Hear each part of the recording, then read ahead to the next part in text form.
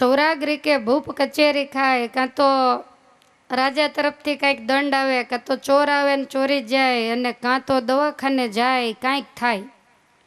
માટે અણહકનું જે દ્રવ્ય એ ક્યારેય પણ લેવું નહીં. બહુ ઝાઝુ ધન વધી ગયું, ભગવાનને ક્યારેય પૈસા માટેની પ્રાર્થના તો કરવી જ નહીં. અને કદાચ આપ્યા હોય ને તો એવું કહેવું કે મહારાજ તું લક્ષ્મી આપે એનો વાંધો નથી, સંપત્તિ આપી, પણ એની ભેગી સન્મતિ જરૂર આપજે કે જેથી કરીને આનો અવળો ઉપયોગ ન થાય.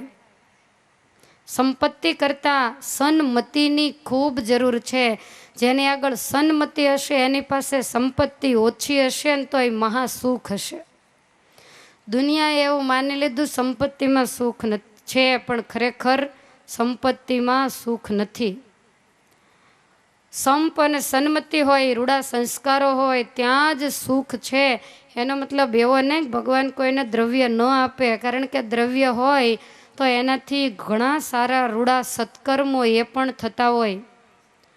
પણ એની ગતિ કઈ છે એ આપણે વિચારવું જોઈએ. કઈ રીતની લક્ષ્મી ઘરમાં આવે છે એ પણ વિચારવું જરૂરી છે.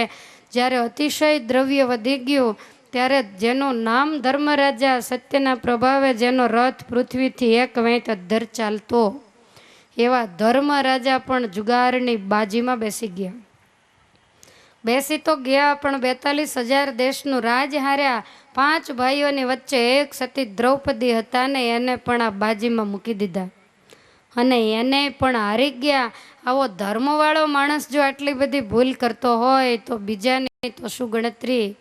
માટે મહારાજ કહે છે કે કજિયા અને કંકાસ વધારનારું દ્રવ્ય લડાવી મારે ધન ભાઈ ભાઈ, લડાવી મારે સસરો જમાઈ, અધર્મ અન્યાય ગણાક થાય, જો દ્રવ્યમાં દોષ ગણા જણાય. સગા ભાઈ ભાઈને લડાવે, વળી સસરો જમાય, એને તો કેટલું હેત હોય, પણ એને બોલવા વ્યવહાર રહેવા દેતા નથી. આ દ્રવ્યને કારણે થાય. માટે બહુ વિચારીને વ્યવહાર કરવો નહીં એવું નથી, પણ વિચારીને વ્યવહાર કરવો. અને ઘણાને એવું લાગતું હોય કે બહુ રૂપિયાવાળા હોય એ બહુ સુખી હોય. મહારાજ કહે છે કે એવું નથી. ઘણું શરીરે મદ ચોપડાય, મકોડી માખી કરડી જ ખાય. શરીર ઉપર જાજુ મધ ચોપડીને રાત્રે સૂઈ જાવ તો આખી રાત કીડીને મકોડી શાંતિ લેવા દે નહીં. એમ આ દ્રવ્ય એવું છે કે જ્યારે આપણી આગળ જાજુ દ્રવ્ય આવે ને ત્યારે ચારેય બાજુથી બધા કીડીને મકોડીને જેમ ચોટે. કોને શું જવાબ દેવો એમાં માણસ મૂંઝાય. જો દ્રવ્ય મધ્યે સુખ શાંતિ હોય, તો તુચ્છ જાણી ન તજે જ કોઈ, ભર્તૃહરિ આદિ નૃપો થયા છે, તે દ્રવ્ય ત્યાગી વનમાં ગયા છે. ભગવાન શ્રી હરિને વડતાલના વચનામૃતમાં વડોદરાના વિદ્વાનોએ એવું કહ્યું કે મહારાજ તમે કોઈક મોટા માણસને કંઈક ચમત્કાર જણાવો તો ઘણોક સમાસ થાય. ત્યારે મહારાજ કે મોટા માણસ સાથે અમારે જાજુ બને નહીં, કારણ કે એને ધનનો રાજ્યનો મદ હોય, અમારે ત્યાગનો ભક્તિનો મદ હોય. આ બેયને કોઈ દી બને જ નહીં, ભળે જ નહીં. અને અમારે તો નેત્ર મીચીને ભગવાનની મૂર્તિનું ચિંતન કરીએ એમાં જેવું સુખ છે એવું 14 લોકના રાજ્યને વિશે નથી. અને જો રાજ્યને વિશે સુખ હોય તો મોટા મોટા રાજાઓ રાજ છોડીને વનમાં તપ કરવા શા માટે જાય? ભર્તૃહરિને 92 લાખ માળવો હતો, ગોપીચંદને કેવડું મોટું રજવાડું હતું, ભરતજી કેવા સમર્થ હતા, પણ છતાં એ રાજ્યને છોડી અને વનમાં સાધના કરવા માટે ગયા. માટે ધન એ પરમેશ્વરની પ્રાપ્તિ કરાવવામાં કારણરૂપ નથી. ભગવાન શ્રી હરિ કહે છે કે હે વણિક શ્રીમંત ચિંતા દિન રાત રાખે, રખે મને કોઈક મારી નાખે. બહુ રૂપિયા હોય અને રાત્રિ દિવસ બીક હોય કે ક્યાંય કોઈ ઘડો લાડવો કરી નાખે નહીં, મારી નાખે નહીં. એને બહુ ધ્યાન રાખવું પડે. ઓફિસ હોય તોય ભલે, ઘર હોય, કારખાના હોય, એને દરવાજે એક સ્પેશિયલ ગુરખો બેહાડવો પડે બંદૂક લઈને. તમે જુઓ ને, બધા મોટા મોટા જે છે સત્તા ઉપર, એની સાથે જ બધા અંગરક્ષકો ફરે છે ને. તમે આવો ત્યારે કોઈ હારે અંગરક્ષકો આવે છે બબે? કારણ કે કાંઈ છે જ નહીં. એમાં કોણ આવે?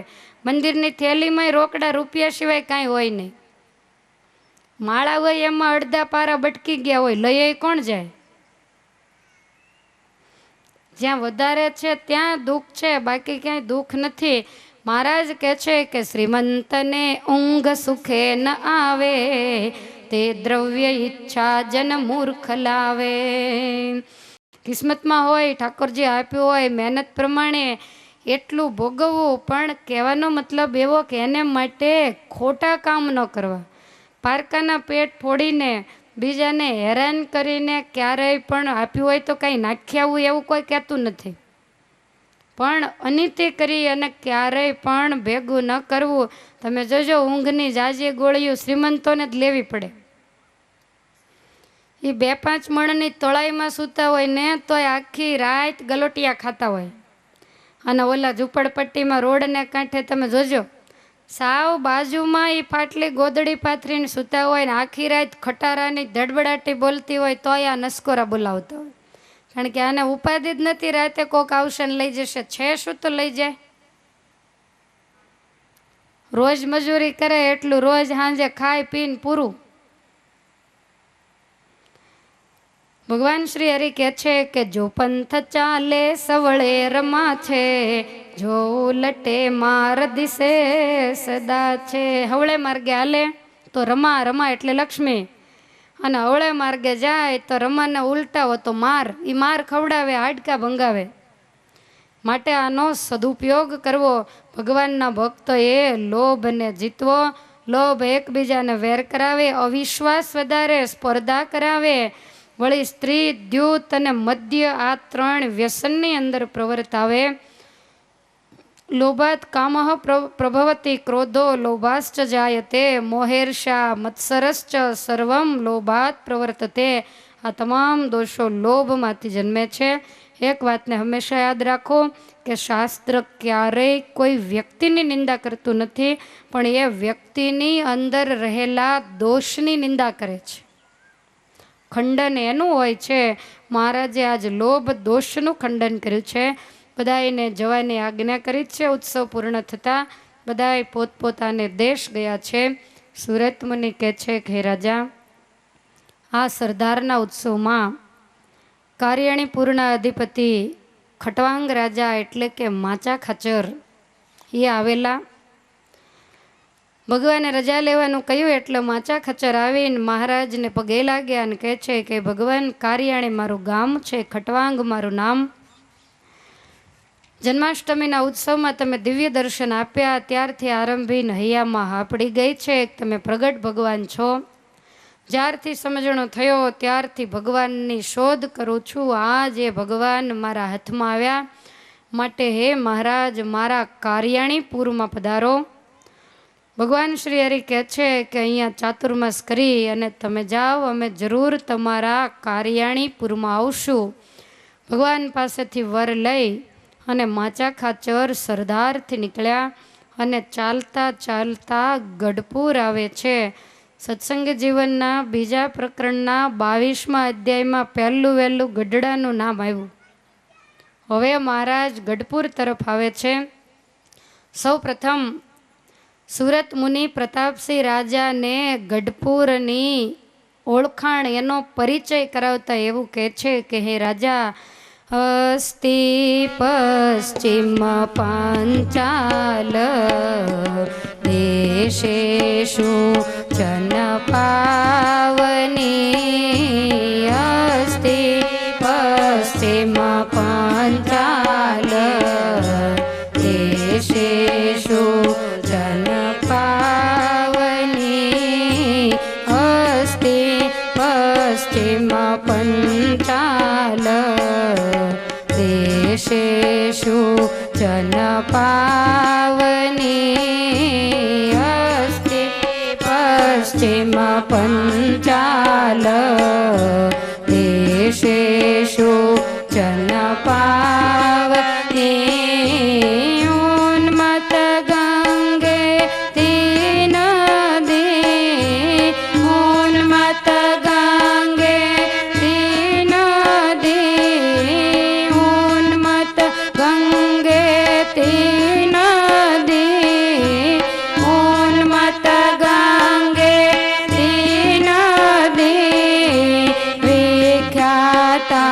નિર્મલોદકા વિખ્યાતા નિર્મલોદકા વિખ્યાતા નિર્મલોદકા વિખ્યાતા નિર્મલોદકા હસ્તે પસેમાં પાંચાલ દેશેષુ જન પાવની દેશેષુ જન પાવની. પશ્ચિમ પાંચાલ દેશમાં જનોને પાવન કરનારી ઉન્મત્ત ગંગા નામની નદી વહે છે. જે નદીને કિનારે મહારમણીય દુર્ગપુર નામનો એક નગર છે અને આ નગરમાં ભગવાનને વિશે ભક્તિ નિષ્ઠાવાળા, ક્ષાત્ર ધર્મમાં નિષ્ઠાવાળા, મહાશુરવીર, સત્શાસ્ત્રોના શ્રવણમાં અધિક રુચિવાળા અભય નામના એક રાજા રાજ કરે છે. આ રાજાને 2 રાણીઓ છે. મોટા રાણી કરિયાણા ગામના નાગેશ નામના રાજાના પુત્રી પૂર્ણા નામની જે એમની સ્ત્રી થકી ઉત્પન્ન થયેલા છે, જેનું નામ છે સુરપ્રભા. આ રાણીને 4 દીકરીઓ છે. જયા, લલિતા, નાની અને પાંચાલી આવા જેના નામ છે. અને નાના જે રાણી છે બોટાદ ગામના રાજા રણગામી એમના દીકરી છે, જેનું નામ છે સોમાદેવી. અને આ સોમાદેવીને કુખે પ્રહલાદ જેવા સદબુદ્ધિના ધામ, ગુણના નિધિ, સુશીલ, શાંત, કોમળ ભાષી અને ગુણો પ્રમાણે જ જેનું નામ છે એવા ઉત્તમ નામના એક કુમાર છે, જેને સંપ્રદાય દાદા ખાચર તરીકે ઓળખે છે. રાજાના બેન સોમાબાઈ છે. એમના શાળા જે ગાલવ બોટાદના છે પણ એ ગઢપુરમાં વાસ કરીને રહ્યા છે. આવી રીતે 10 સભ્યોનો પરિવાર મહાસુખે પરમેશ્વરનું ભજન કરે છે. એક દિવસ એબલ દરબારને વિચાર થયો કે મારે આંગણે મારે ભાગવતની કથા બેસાડવી છે. વિદ્વાન બ્રાહ્મણને બોલાવી દરબાર ગઢની અંદર માંડવા નાખી. હેબલ દરબારે ભાગવતની કથા બેસાડી પરિવાર સાથે બેસીને કથા સાંભળે છે. 7 દિવસે કથાની પૂર્ણાહુતિ થઈ, પણ રાજાને કથા સાંભળવામાં તૃપ્તિ થઈ નથી. એટલે રાજાએ વક્તાને કહ્યું કે ફરીવાર ભાગવત વંચાવું છે. એટલે એના એ જ મંડપમાં બીજી વાર, ત્રીજી વાર એમ હે રાજા 7 વખત એક જ માંડવે ને એક જ વ્યાસપીઠે જેણે ભાગવતની કથા સાંભળી છે. હેબલ દરબારને રાજા પરીક્ષિતનો અવતાર કહેવામાં આવે છે. પ્રગટ પુરુષોત્તમ નારાયણની ઓળખાણ માટે જેણે જન્મ લીધેલો 7 વખત ભાગવત ઉપરા ઉપર સાંભળ્યું. તમે વિચાર કરો, આના માંડવામાં 7 વખત તમને સત્સંગી જીવન સંભળાવ્યું હોય તો છેલ્લી કથામાં તો હું એક જ હોઉં, આ લોકો કોઈ ન હોય, કારણ કે એ હવે કંટાળ્યા છે.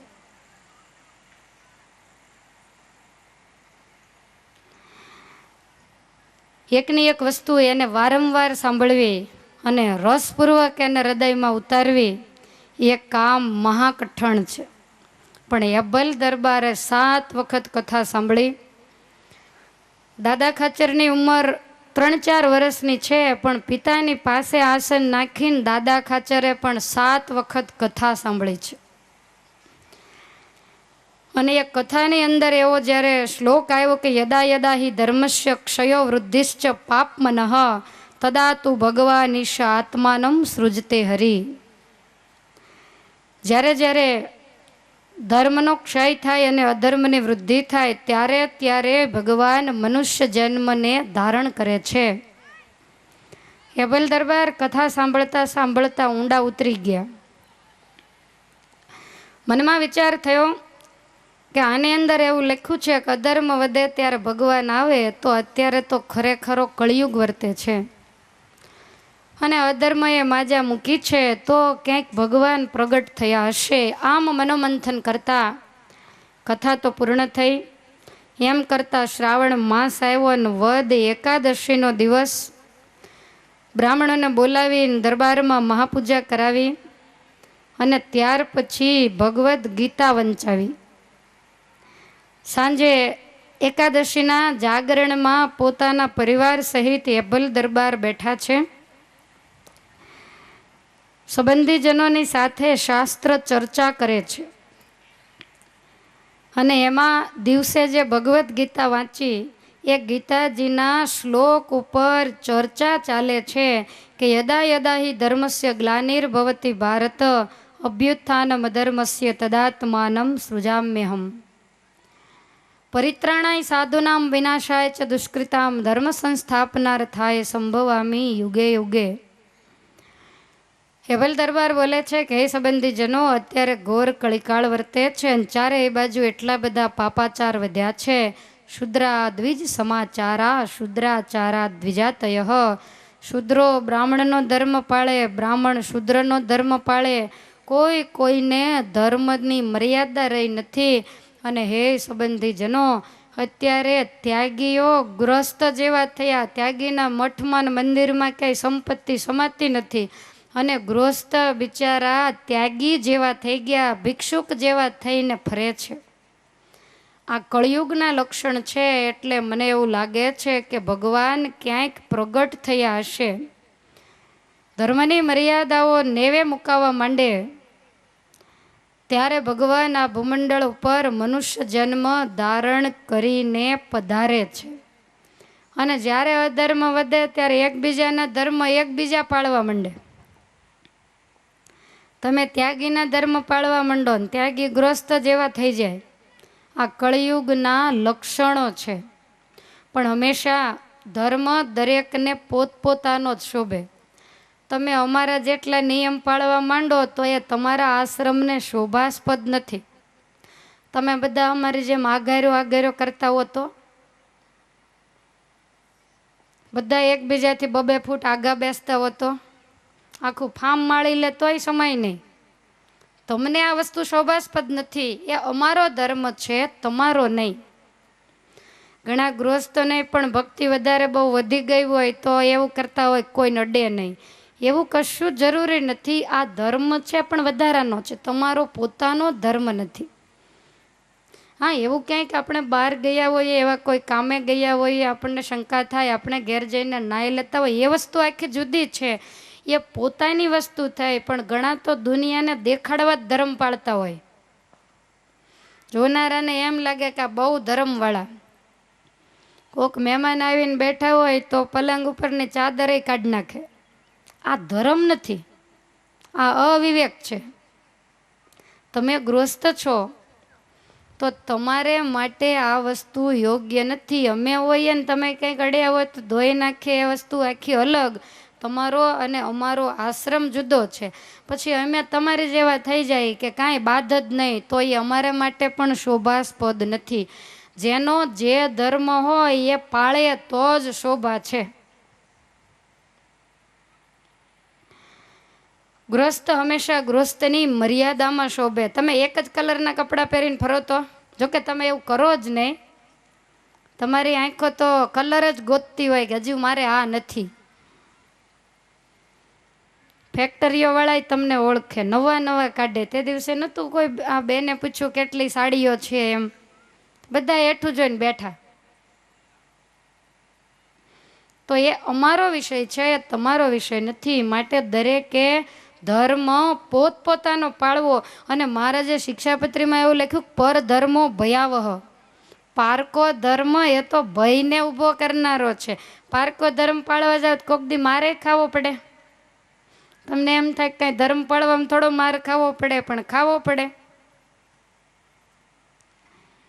એક કુંભારને ઘેર, તમને ખ્યાલ છે, એ લોકો માટીનું કામ કરતા હોય એટલે માટી દૂરથી લાવવા માટે ગધેડો રાખતા હોય. પછી એના ઓલા છાલકા કે શું કહેવાય, એની અંદર માટી ભરે. પહેલાં વાહનોની સુવિધા નહોતી, હવે તો કદાચ એવું નહીં હોય. તો આખો દિવસ એની આગળ માટીનું વહન કરાવે લાવવાની હોય એટલે મહેનત ખૂબ પડે.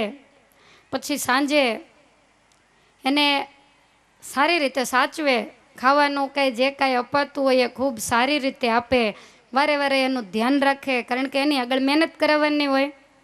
અને આ કુંભારે એક કૂતરો પાળેલો, પણ હવે કૂતરાને તો કાંઈ એટલું બધું કામ બહુ પડે નહીં, એટલે કૂતરાને બહુ સાચવે નહીં, એના ઉપર બહુ ધ્યાન આપે નહીં.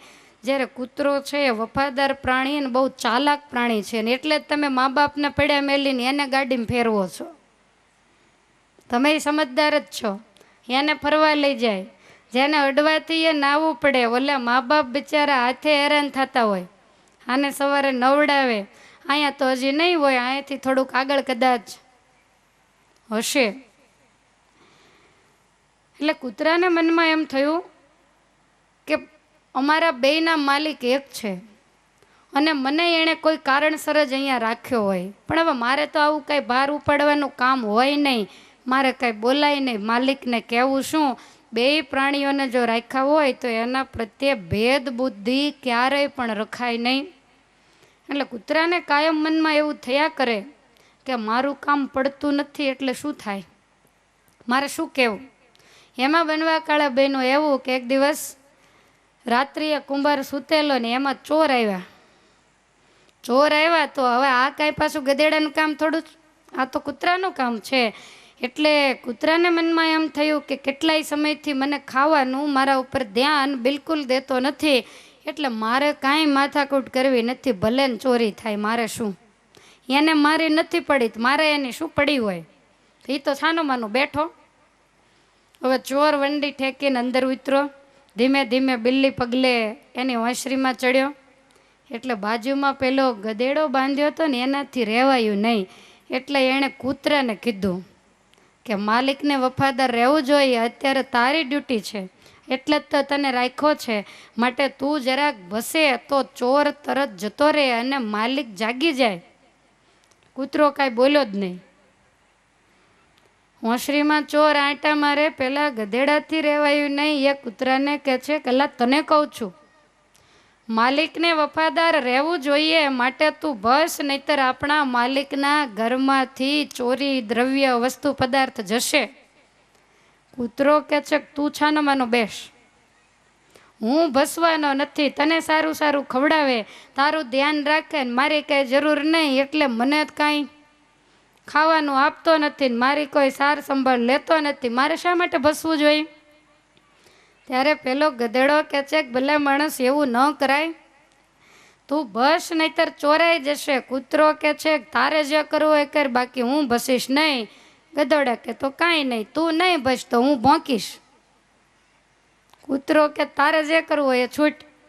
અને માલિકની દયા આવી એટલે ગધેડાએ ભૂકવાનું શરૂ કર્યું. આ ભૂકવાનો અવાજ આવ્યો એટલે ચોર તો તરત વંડી ઠેકીને બહાર, પણ માલિક જાગ્યો. અને માલિકે જાગીને ધોકો લીધો કે આને બરોબર થાકેલો ને ઊંઘમાં અડધી રાતે ભોંકવાનું મુહૂર્ત આવ્યું. ધોકો લઈને ગધેડાને ટીપી નાખ્યો. પછી જઈને સૂતો ત્યારે કૂતરો કે લે ભોંક. મૂર્ખા, જેનું કામ હોય એને જ કરાય. તું ભોંકે ને દુનિયા એવું મને ચોર આવ્યો હોય છે, એ તો હું ભસું તો એમ થાય ચોર આવ્યો હોય છે, મારો ધર્મ તારે પડે? તું તારો ધર્મ હાચે. સમજાઈ ગયું તમને?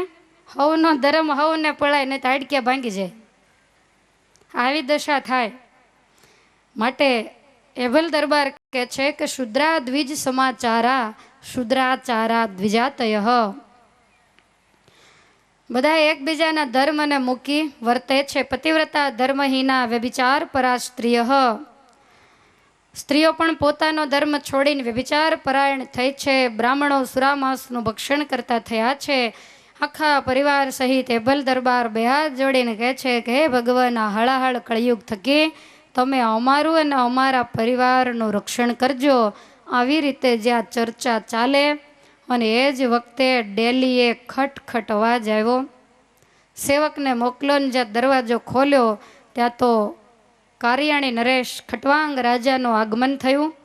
એભલ દરબારના જે મિત્ર છે એકદમ એભલ દરબાર સામે ગયા જઈને પૂછે છે, કહો અત્યારે રાત્રિના સમયે તમારું આગમન અમારા હિતને વાસ્તે જ છે. માચા ખાચર કે છે કે હું સરદાર ગયેલો, વચ્ચે આ તમારું ગામ આવ્યું અને રાત્રિ પડી ગઈ એટલે મને એમ થયું કે મિત્રને મળતો જાઉં. એબલ દરબારે એકાદશીની રાત્રિ હોય, મોડા આવ્યા, ફલાહાર કરાવ્યો, શાંતિથી બેઠા. એટલે એબલ દરબાર કહે છે કે હે ખટવાંગ, તમે બહુ ડાયા અને બુદ્ધિશાળી છો. ડાયો માણસ ચાતુર્માસમાં ચોમાસામાં ક્યારેય વધારાના ગામત્રા ખેડે નહીં, કારણ કે પહેલાં વાહન વ્યવહાર નહોતો એટલે નદી નાળા આવું બધું છલકાયું હોય તો ક્યારેક વળી ઉપાધિ ઊભી થાય. એટલે ચાતુર્માસની અંદર ક્યારેય ડાયો માણસ આવી રાત્રિના ગામત્રા ન કરે. અને તમે આ રાત્રિના સમયે બહુ દૂર દૂરથી આવો છો ને થાકેલા જણાવો છો, તો હું એવું માનું છું કે તમે અગત્યનું કામ હોય તો જ ગયા હો. સરદારમાં તો કોઈ આપણા સગા સંબંધીઓ પણ નથી, અને છતાંય તમે ત્યાંથી આવ્યા, તો એનું કારણ બતાવશો. ત્યારે ખટવાંગ રાજા કહે છે કે એબલ, મારા ગુરુ સરદાર આવ્યા હતા એટલે હું એના દર્શન કરવા માટે ગયેલો. ત્યારે એબલ દરબાર કહે છે કે તમારા જેવો બુદ્ધિશાળી પુરુષ જેને ગુરુ કરે એ જેવા તેવા તો ન જ હોય, માટે બતાવો કોણ તમારા ગુરુ. ત્યારે ખટવાંગ રાજા કહે છે કે એબલ, તમને સાચું મનાય તો કહું, હું એને ગુરુ માનું છું. ખરેખર એ ગુરુના પણ ગુરુ છે, સર્વાવતારી ભગવાન છે, એની હું ખાતરી કરીને આવ્યો છું. એબલ દરબાર કહે છે કે આ કળિયુગમાં ભગવાન પ્રગટ થયા જ હોવા જોઈએ, પણ એમ તરત માની પણ કેમ લેવાય, માટે ભગવાનના લક્ષણો બતાવશો. ક્યાં એનો જન્મ, કોણ એના માતા પિતા, એણે જન્મ ધરીને શું શું કર્યું, એમાં કયા કયા ગુણો છે. એબલ દરબારની પાસે ખટવાંગ રાજા ભગવાનના ચરિત્રોનું વર્ણન કરે છે. સંતોની સાથે બેસી અને મહારાજે જે લીલાઓ કરી હતી, મુક્તાનંદ સ્વામીએ લોજમાં જે નજરે દીઠેલી, એ બધી જ વાતો ખટવાંગ રાજાએ સાંભળેલી. એટલે એબલ દરબારને ઓળખાણ કરાવી છે. એબલ દરબાર એક પછી એક લીલાને સાંભળવા માંડ્યા, અને ભગવાનના ચરિત્રને જોતા એબલના હૈયામાં હા માંડી પડવા. અને એબલ દરબાર બે હાથ જોડીને કહે છે, ખટવાંગ, અમે એ ભગવાનના દર્શન નથી કર્યા, પણ અમને તમારા ઉપર પૂરો ભરોસો છે કે તમે ગમે ત્યાં પથ્થર સાથે માથું ભટકાડો એવા તો નથી. તમે વિચારીને માથું ઝુકાવ્યું હોય, માટે ભલે ભગવાનને જોયા ન હોય, પણ આજથી અમે પણ પરિવાર સહિત એ ભગવાનને શરણે છીએ. આપણને ઘણી વાર એવું થાય કે આટલા મોટા ભરતખંડમાં ભગવાન બધે ફર્યા, ક્યાંય ન રહ્યા ને ગઢડે કેમ રહ્યા. એનું કારણ આ, એણે ભગવાનને જોયા નથી. એને કોઈ સાધુ સંતોની આગળ ભગવાનના ગુણો સાંભળ્યા નહોતા. એબલ દરબારને માત્ર માચા ખાચરે વાત કરી, તો વાત કરવા માત્રથી તો મનથી એને ગુરુ કરી લીધા ને એના શિષ્ય થઈ ગયા. આપણે તો 10 વખત સભામાં જઈએ, પછી બીજાને પૂછી લઈએ કે આના ગુણ તો મને ખબર છે, પણ એના અવગુણ ક્યાંય ક્યાંય મને બતાવી દો. અને ક્યાંય પણ નાનો એવો દુર્ગુણ દેખાયો હોય તો આપણું માથું જલ્દી ઝૂકે નહીં. પછી ક્યાંથી દાદા ખાચરને મહારાજ ભૂલે. જોયા વગર વિશ્વાસ મૂકીને ભગવાનની શરણાગતિ જેણે સ્વીકારી લીધી, અને ભગવાનની વાતો કરતા કરતા સવારના 4 વાગી ગયા. કૂકડો બોલ્યો, કોઈને ખબર જ રહી નથી. એકાદશીની જ રાત્રિ છે, આપણે દિવસ છે અને એને રાત હતી. આપણે વૈશાખ મહિનો છે અને એને શ્રાવણ મહિનો હતો, આટલો જ ફેર. તો એ લોકોએ રાત્રે પણ એક કે જોલું, તો એ લોકો 11ને દિવસે સૂઈ ગયા છે. એટલે તમે ખાતા નથી હજી, પણ આજ બપોરે સૂતા ન હોય એટલે કદાચ આવી પણ જાય.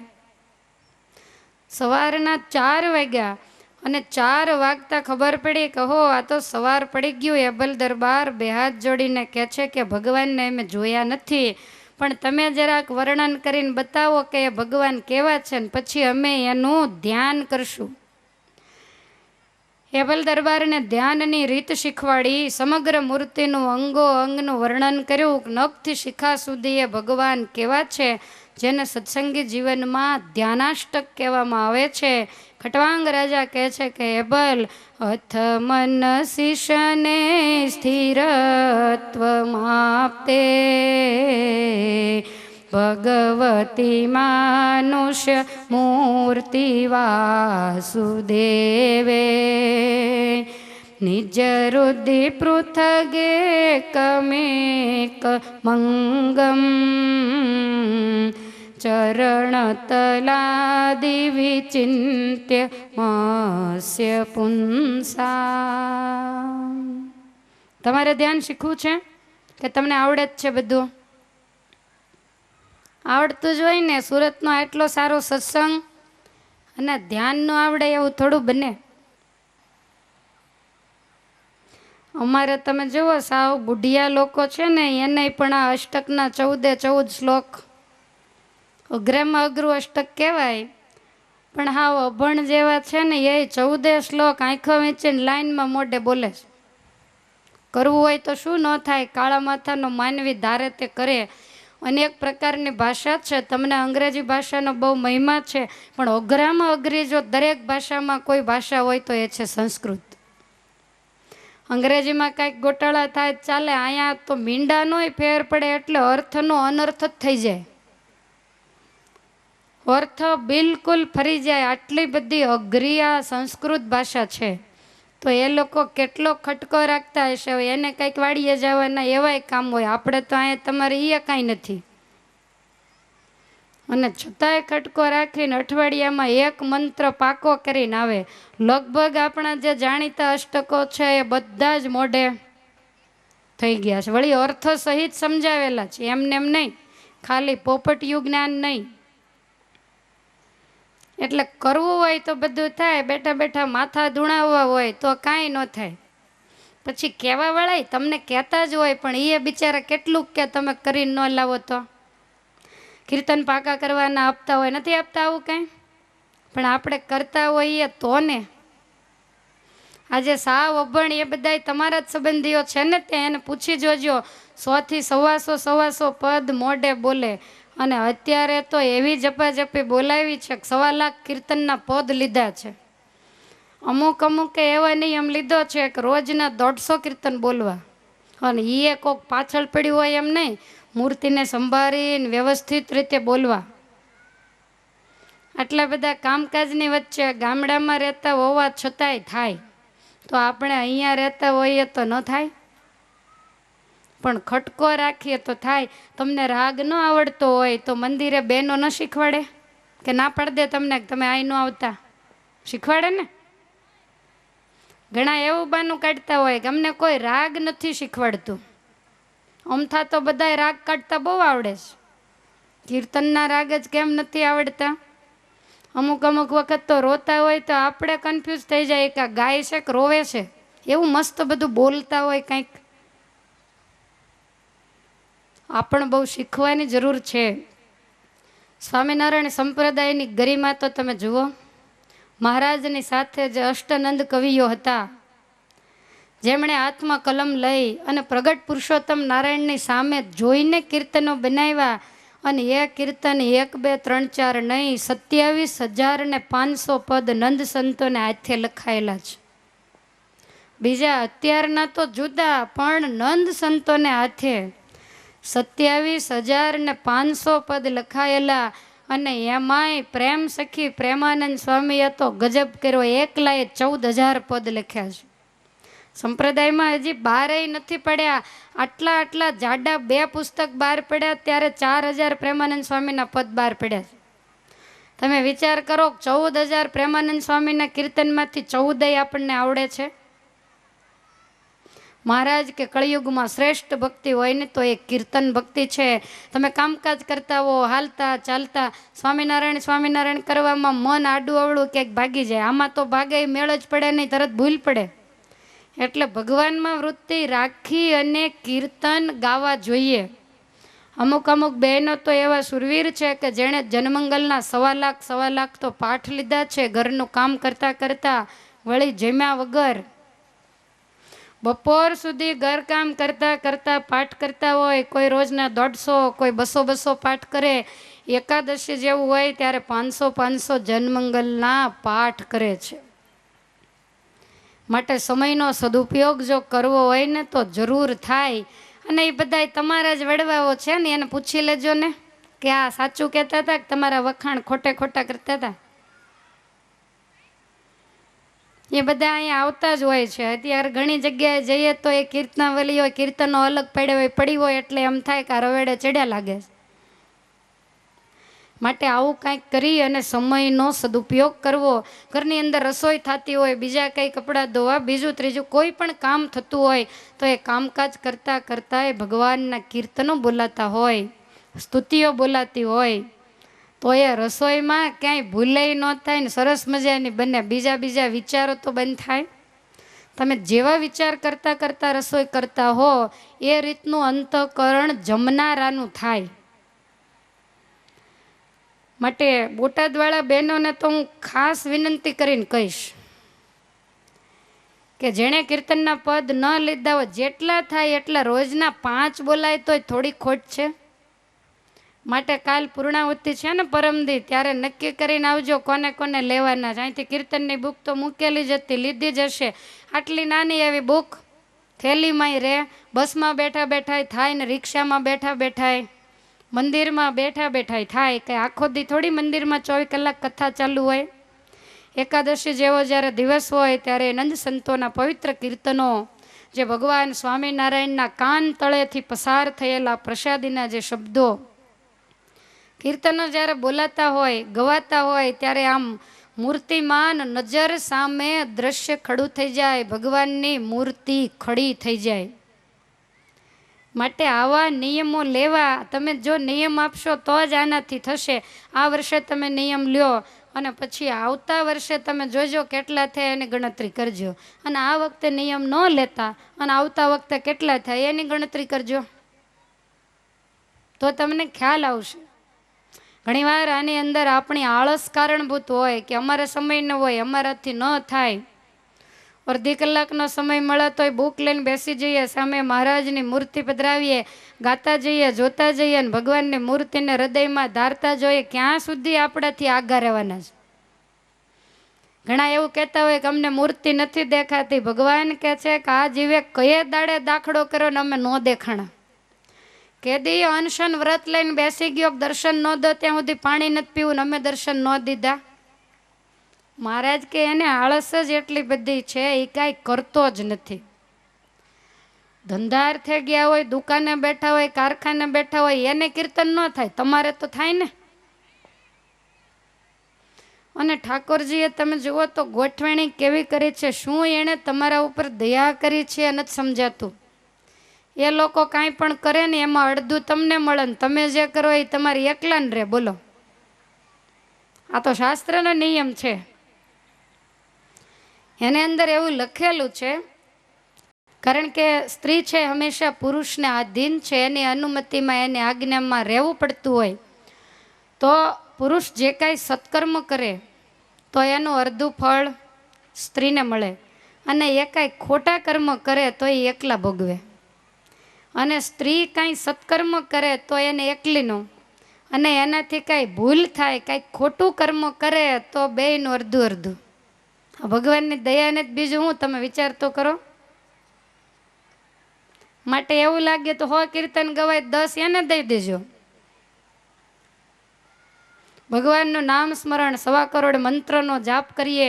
તમે ગણતરી ઘણા પૂછતા હોય ગણતરી શું કરવી, પણ જો તમે ગણતરી કરો ને તો ખટકો રહે. બાકી ગણતરી કરીને ત્યાં કોઈને દેખાડવાનું નથી.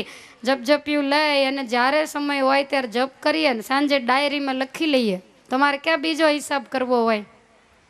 અને ગણતરી કરીને 1.25 કરોડ ભગવાનના નામના જપ થાય. અમુક તો 3.5 કરોડ જપ લીધા હોય. શરીરમાં જેટલા રૂવાડા છે એટલા જપ કરવા.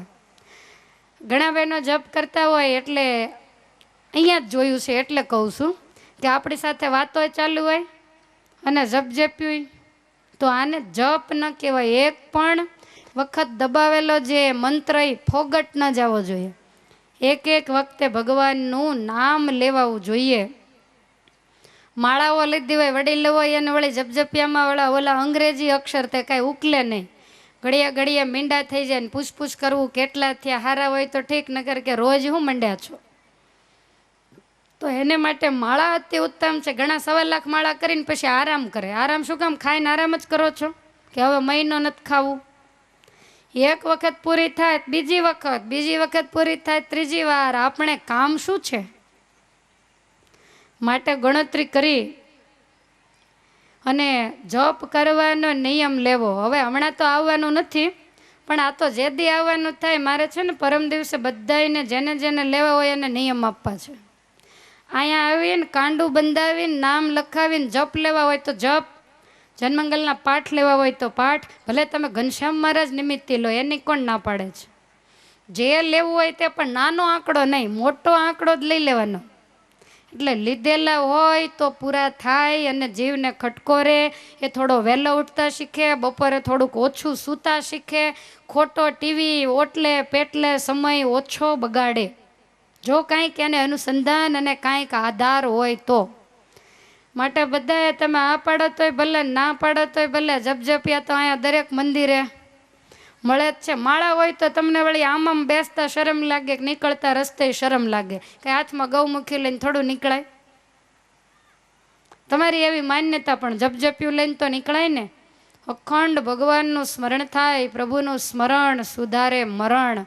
અંતકાળ આવે ને ત્યારે અખંડ જપ કરેલો હોય ને તો છેલ્લે અખંડ હોઠ હલતા હોય, ગળાની અંદર સ્વામિનારાયણ સ્વામિનારાયણ મંત્ર બોલાતો હોય. કાળ માયાની તાકાત નથી કે તમે હુતા હોય પથારીને આજુબાજુમાં ફરકી શકે. માટે કોઈક નિયમના બંધનમાં આવી અને અવશ્ય નિયમ ગ્રહણ કરવા. એબલ દરબારનો જે આખો પરિવાર એ ભગવાનનું ધ્યાન શીખે છે. મૂર્તિમાં કેવી રીતે વૃત્તિ રાખવી, પગના ચરણારવિંદના તળિયાના 16 ચિહ્નથી માંડી અને એક અંગને નિરખતા ઉપર જવાનું. ભગવાનનું મુખારવિંદ, છેલ્લે મહારાજનું મસ્તક, શિખા, આ બધાયનું ધ્યાન એકદમ ઝીણવટથી અને શાંત ચિત્તે કરવાનું. ધ્યાન ક્યાં થાય એ તમને ખબર છે? કોઈ પણ પ્રકારનો ખોટો દેકારો ન હોય, માખી મચ્છરા વગેરેનો કોઈ જંતુઓનો કીડી મકોડી એનો ઉપદ્રવ ન હોય. એવી જગ્યામાં એ જગ્યાને શુદ્ધ કરી સ્વસ્તિકાસને, પદ્માસન તો આપણને ફાવે નહીં, બરાબર પલટથી વાળી 2 હાથને ખોળામાં ઉપરા ઉપર આમ ચત્તા રાખી અને ટટ્ટાર થઈને આંખો બંધ કરવાની. મન સ્થિર ન થાય તો 2-3 વખત પ્રાણાયામ કરો. શ્વાસને બરોબર રૂંધો એટલે મન મૂંઝાઈને ઠેકાણે આવી જાય. અને ત્યાર પછી જે દર્શન કર્યા હોય એ ભગવાનની મૂર્તિને હૃદયમાં ધારવી. નખથી શિખા સુધી આખી ઉથલ વળી લેવી. ઘણા દર્શન કરવા જાય તો આમ કરીને આમ કરે, ત્યાં બધા દર્શન પૂરા થઈ જાય. એને દર્શન ન કહેવાય. મહારાજ કે ખિસકોલી બોલે અને પૂંછડી ઊંચી કરે, આને કઈ દર્શન કર્યા થોડા કહેવાય? વચનામૃતમાં લખ્યું છે. માટે દર્શન નિરખી અને કરવા, મૂર્તિને હૃદયમાં ઉતારવી. આ ઓલા બધા પગથિયાની આ બધા નથી ઓલા બેસવાના ઓટલા 2 બાજુ રમણા હોતા, તો આપણને એમ થાય કે પોરો ખાવા અને કોક મળ્યું હોય તેને હારે વાતચીત કરવા આ ઓટલા હશે, પણ એના માટે નથી.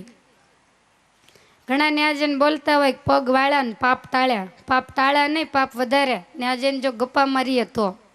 પણ એ ઓટલા એટલા માટે છે કે પગથિયા નીચે ઉતરીને એ ઓટે બેસીને 1 સેકન્ડ માટે આંખ બંધ કરીને જોઈ લેવાનું મૂર્તિ પાસે બરોબર દેખાય છે કે નહીં. ન દેખાતી હોય પાછું જઈને દર્શન કરી આવવાના. મૂર્તિ દેખાય પછી પગથિયા ઉતરવાના. એના માટે આ રમણા છે, પોરો ખાવા માટે નથી, ટેકો લેવા માટે નથી. પણ એનો આપણે ગેરઉપયોગ માંડ્યા છીએ કરવા.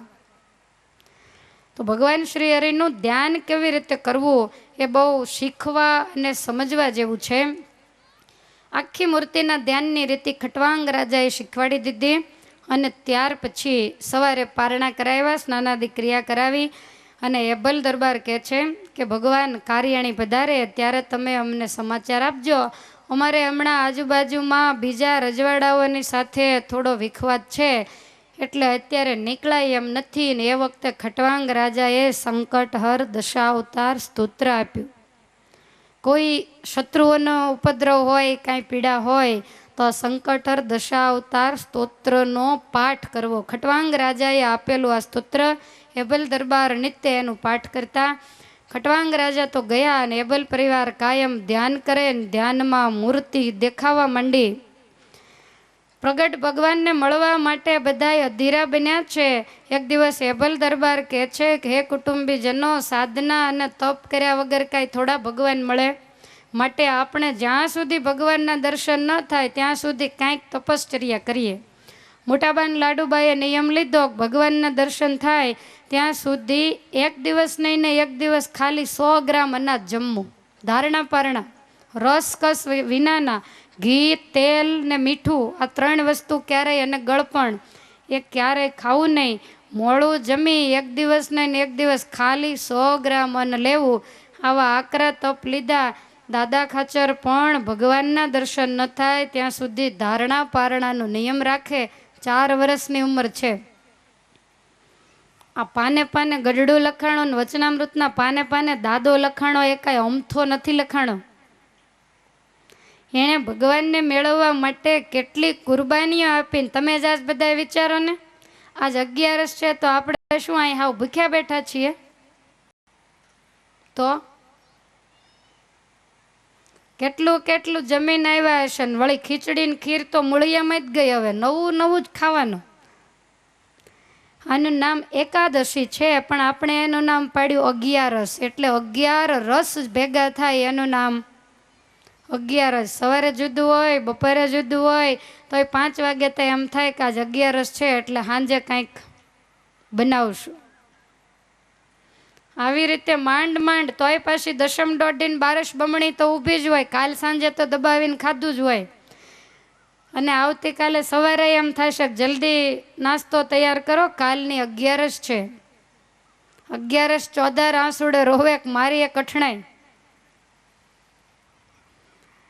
એકાદશીના દિવસે ફળાર તમે જરૂર કરો, એની ના નહીં. આપણે એવું નથી કહેતા કે તમે નકોડી નિર્જળા જ કરો, એવું જરૂર ફલાહાર કરો, પણ એનું કંઈક માપતો હોય ને. હા, નાના બાળકો હોય, જેનાથી ન થતી હોય, જેને શરીરના ઘણા પરિશ્રમ કરવા પડતા હોય, તો એને માટે વસ્તુ જુદી છે. પણ આપણે આખો દિવસ ખાઈને ઊંઘ્યા કરવું, આને 11 થોડી કહેવાય. માટે 11ને દુઃખ ન થાય એમ બધાય રહેજો અને એવું વર્તન કરજો. સુરત મુનિ કહે છે કે હે પ્રતાપસિંહ, દેહનું શોષણ માંડ્યા કરવા.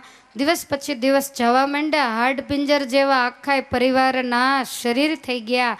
ભગવત કૃપાથી શત્રુ પીડા દૂર થઈ અને આ બાજુ ભગવાન શ્રી હરિ પ્રબોધિનીનો ઉત્સવ કરી અને સરદારથી કાર્યાણી પધારે છે.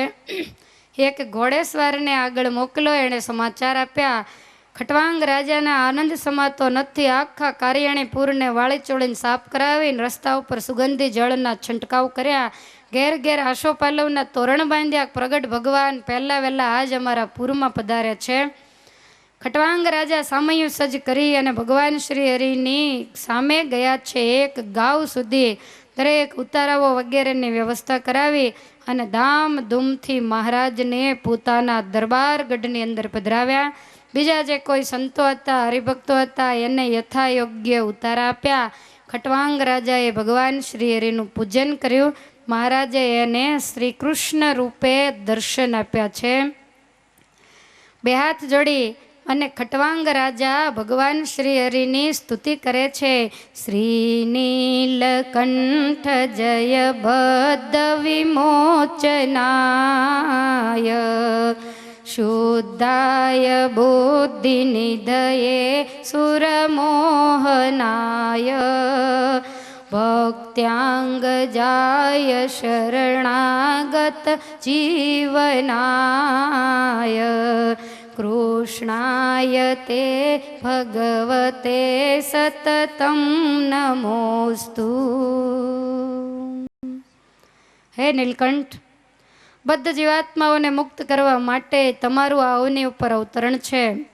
વળી શુદ્ધ બુદ્ધિના તમે સાગર છો. અનેક જીવાત્માઓને સદબુદ્ધિ તમે આપનારા છો. દૈત્યને મોહ પમાડનારા છો. શરણાગત જીવાત્માઓના તમામ તાપ એનું તમે શમન કરનારા છો એવા હે ભગવાન મારા ઉપર પ્રસન્ન થાવ. મહારાજ બહુ રાજી થયા. મહારાજ કહે છે ખટવાંગ તમારે જે જોઈએ તે વર માગો. ત્યારે ખટવાંગ રાજા કહે છે કે વસંત પંચમી સુધી મારા કારિયાણીપુરમાં રહ્યો. ભગવાન શ્રી હરિએ હા પાડી છે, વર આપ્યો છે. સુરત મુનિ કહે છે કે રાજા પત્રમ લિખિત્વા સદુત્તમેકમ સંપ્રેષય દુર્ગપુરમ નૃપર્ષિ સશીઘ્રયાયી ત્વરિતમ નૃપેન્દ્રમ તત્રાભયમ પ્રાપ્ય દદો તદંગ. એક પત્ર લખી અને ગઢપુરમાં દૂતને મોકલ્યો છે એબલ દરબારને તેડવા માટે. અને આ બાજુ એબલ દરબારી રાત્રિએ સૂતા બધાયને સ્વપ્ન આવ્યા કે મહારાજ આપણા ગઢપુરની અંદર પધાર્યા. લીલુડા લીંબતરો નીચે કાયમી મહારાજે બેસણા કર્યા. આવા બધાયને સ્વપ્ન આવે ને સવારે જાગ્યા ત્યાં તો બધાયને માંડ્યા શુભ શુકનો થવા. બધા એકબીજાને કહેવા માંડ્યા મને આવું સ્વપ્ન આવ્યું, મને આવું સ્વપ્ન આવ્યું. અને 4-5 જણને એક સાથે એક સરખું સ્વપ્ન આવે તો એ આશ્ચર્યની વસ્તુ કહેવાય. 10-10 ને મહારાજ ગઢપુર પધારતા હોય એવું દિવ્ય સ્વપ્ન આવ્યું છે. બધાએ અતિ હરખમાં સ્નાનાદિક ક્રિયા કરીને એ જ વખતે લીંબતરો ઉપર બેસીને કાગડો માંડો બોલવા. એબલ દરબાર કે છે સંબંધીજનો ભગવાન શ્રીહરિનું આગમન જાણે કે આ કાગડો સૂચવી રહ્યો હોય એવું લાગે છે. પહેલાં એવું કહેવાતું કે કાગડો બોલે એટલે મહેમાન આવે. હવે તો એવું કાંઈ છે નહીં. નાઈ ધોઈ પૂજાપાઠમાંથી બધાએ પરવારીને તૈયાર થયા. અને એ જ વખતે કારિયાણીથી આવેલો જે ઘોડેસવાર એમણે આવી એબલ દરબારના હાથમાં પત્ર આપ્યો. અને પત્ર વાંચતાની સાથે જ સજ્જા બબુવ ગમનાય રાજન. એબલ દરબાર કહે છે કે હવે પાણી પીવાય રોકાવું નથી, ભગવાનના દર્શન કર્યા પછી જ પાણી પીવું. આવી રીતે નક્કી કરીને બધા તૈયાર થયા છે. કોઈ ઘોડામાં, કોઈ વેલડા ઉપર વગેરે બેસી અને બધા જ કારિયાણી તરફ રવાના થયા. જ્યાં દરબાર ગઢમાંથી બહાર નીકળ્યા ઘેલા